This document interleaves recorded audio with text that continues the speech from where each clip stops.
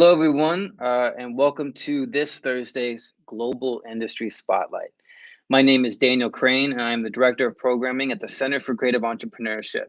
And we're excited to bring to you every Thursday a conversational series that's focused on providing resources and insights for the creative entrepreneur. If you go to our website at cceglobal.org, you can check out some of the work that we're doing. We're really excited to kind of announce that this year, we are going to be launching our online digital platform, which will have education for creative entrepreneurs. We have some exciting events coming up as the world is opening up and hopefully stays open. And lots of kind of interesting networking events, webinars, things that we're doing. So please go to our website, cceglobal.org, check out what we're doing. I'm also streaming live from 2112 Chicago out of their Comcast business room. This room is available for the community to do high definition video shoots, photography, and lots of different things. So please inquire. I'll put below, you can go to 2112.com and inc.com and send us an email. You can kind of and check out the space. But today, I'm really looking forward to this conversation. We'll be talking with Kristin Grant. She is the founder of Westcott Multimedia, an automated advertising platform built for independent record labels. Westcott provides music rights holders access to targeted advertising in order to drive revenue. They use data to create a connection by getting the right music to the right people at the right time. Previously, Kristin managed global playlist strategies at Universal Music Group in Nashville and worked as an entertainment analyst at Magna Investments in New York City. She received her master's in music and business from New York University's Steinhardt School of Culture and studied at the Stern School of Business.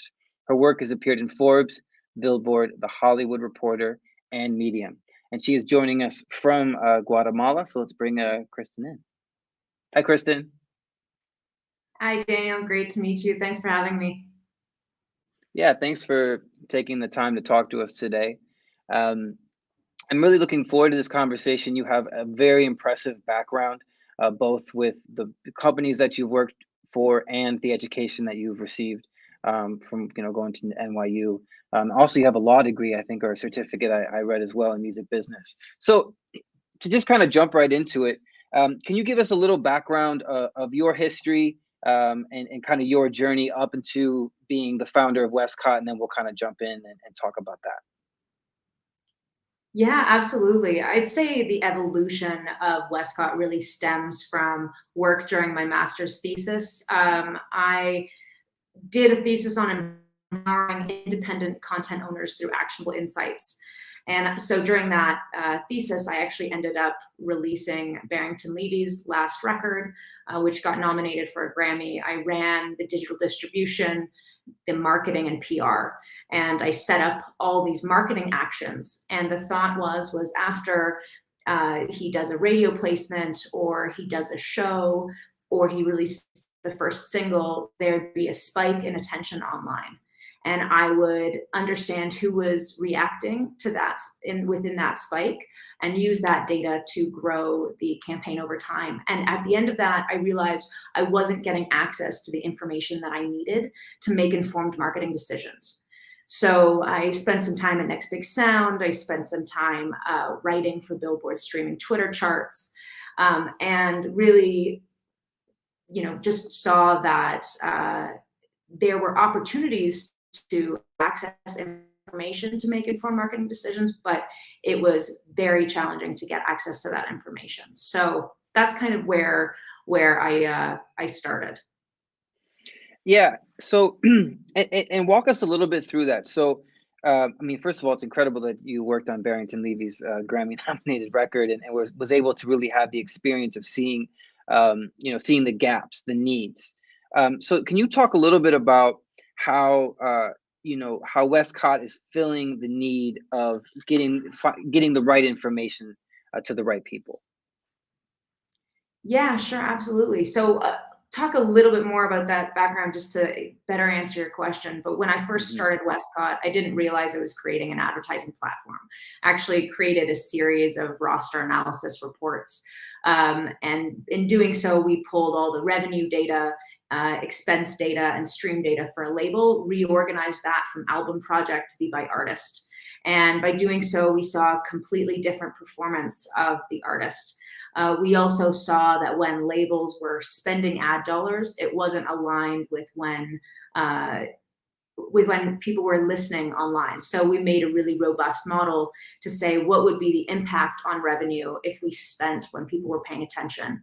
And we saw about a 25% increase across revenue streams if you spent ad dollars when people were paying attention. So fast forward 4 years, how do we access that information? Essentially, I built the product to be able to access consumer data from streaming and apply that to drive growth for record labels and artists. And so this is the company set up to first access this information, consumer data from streaming, and we can do that in a couple ways. There are a few labels that actually have made independent deals with DSPs, so we access that information directly from them.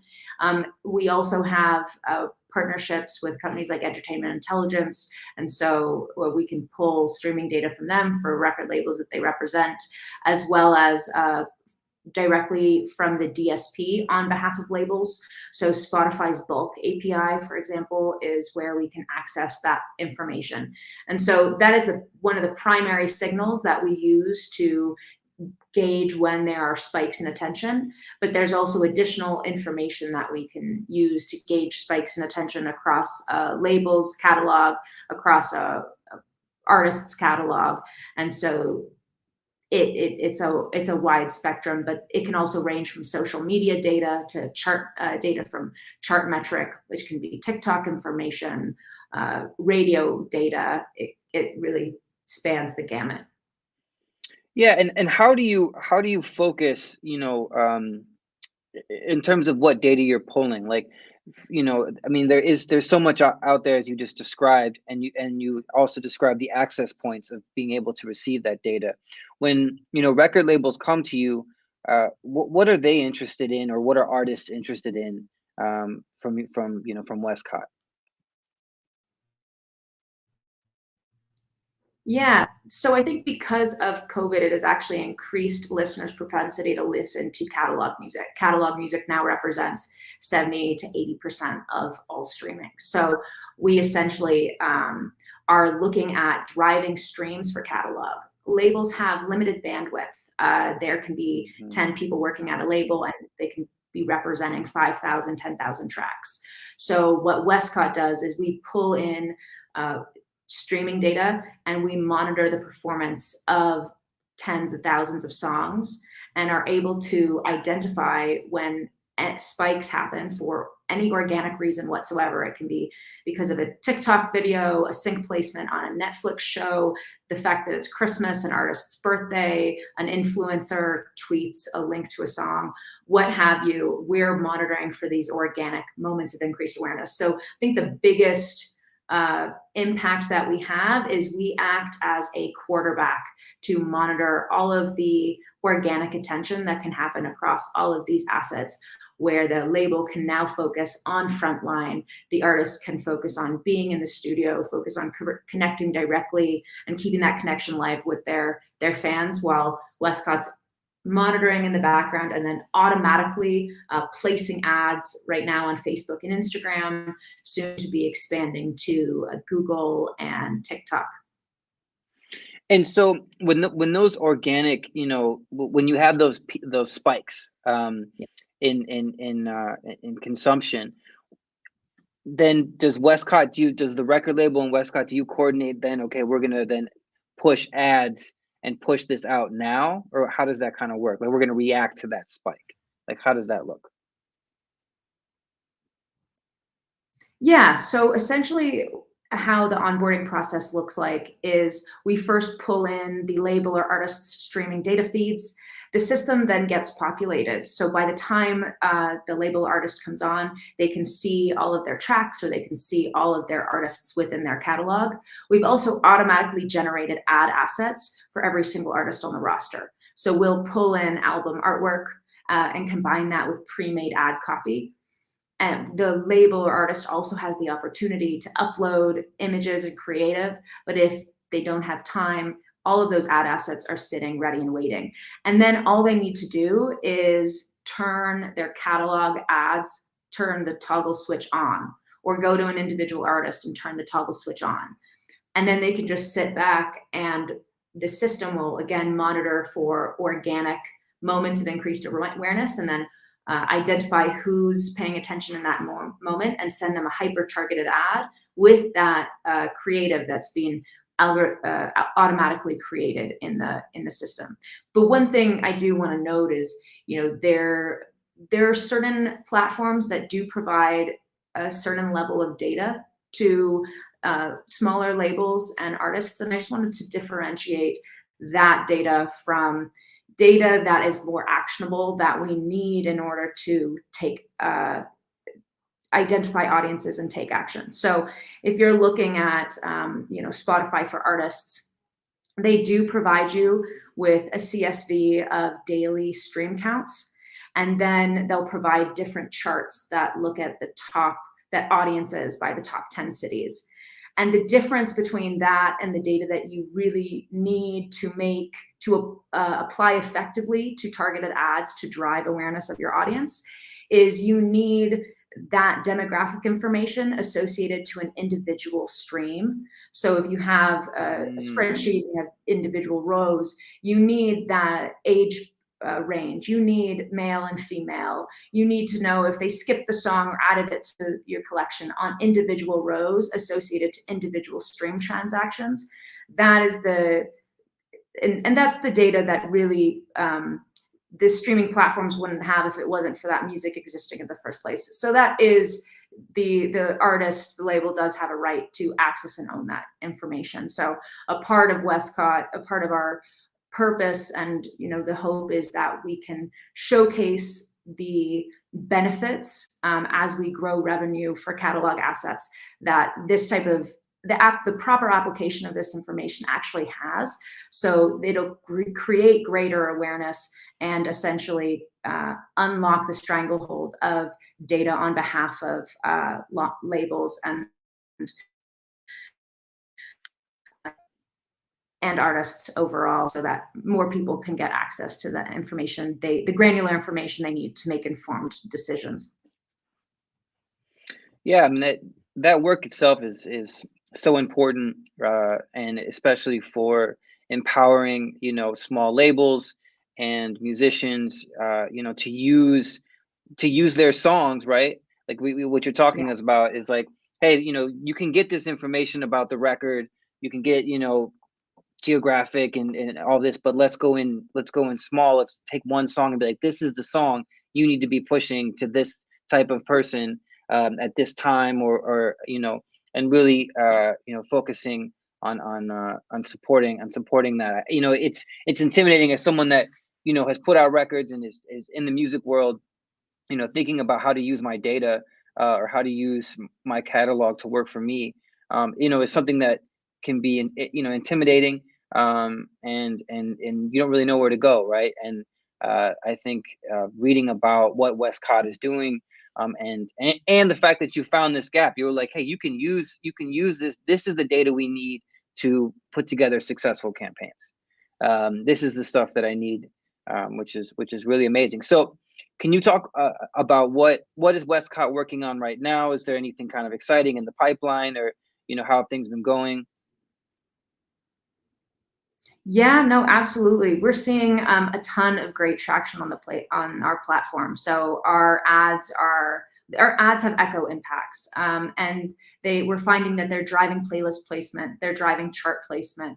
We're identifying new audiences and growing those audiences over time. So we can identify audiences that had a certain average stream count per day, per week before we launched ads, and then after we launched ads, and we can track the audiences that we're identifying and growing over time, and essentially show that we are increasing the baseline average of attention over time for artists, over time for the entire label. So that's really, really exciting. I think on average, it's possible to gain followers at like $4 or $5 per follower. We're gaining followers at 18 cents right now. So that's we're seeing some exciting results.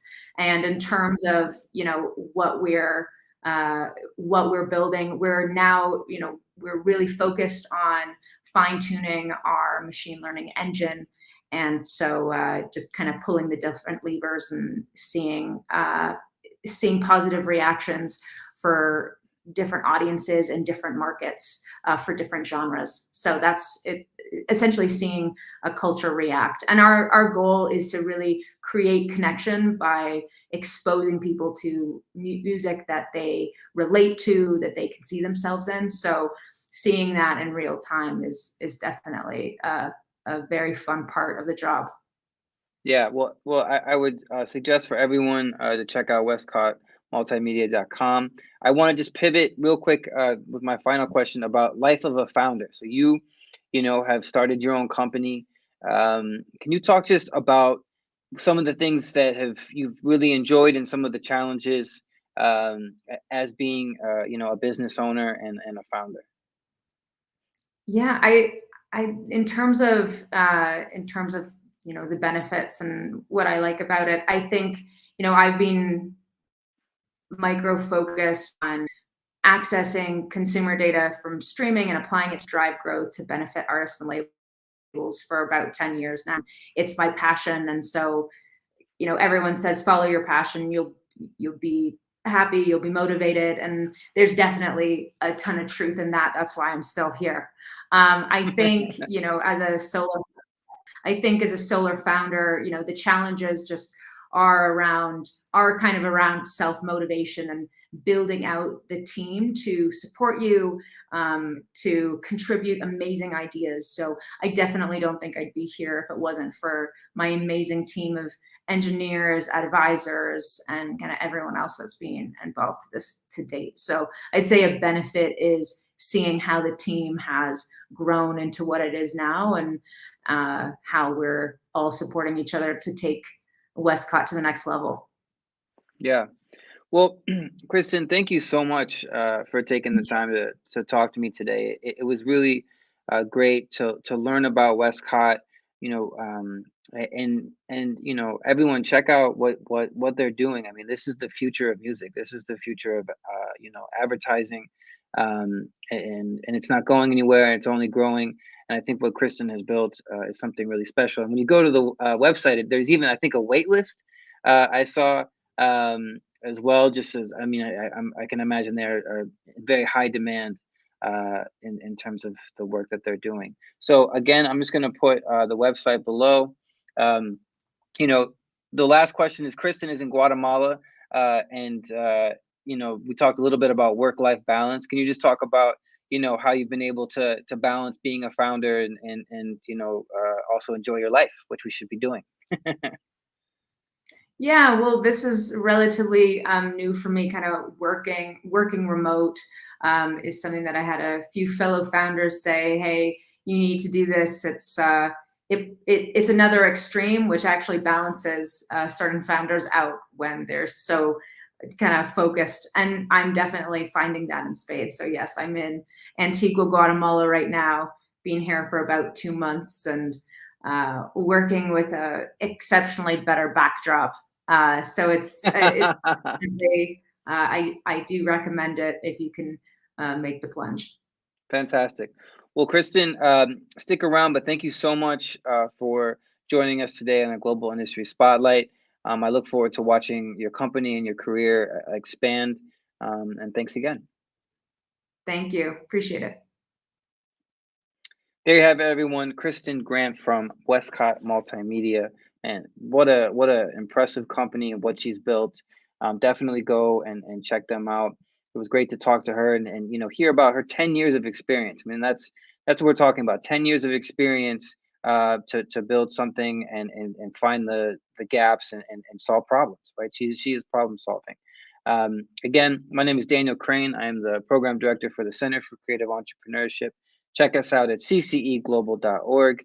You are listening to another Global Industry Spotlight. We will see you next week when we have an exciting guest. All right, everyone. Take care.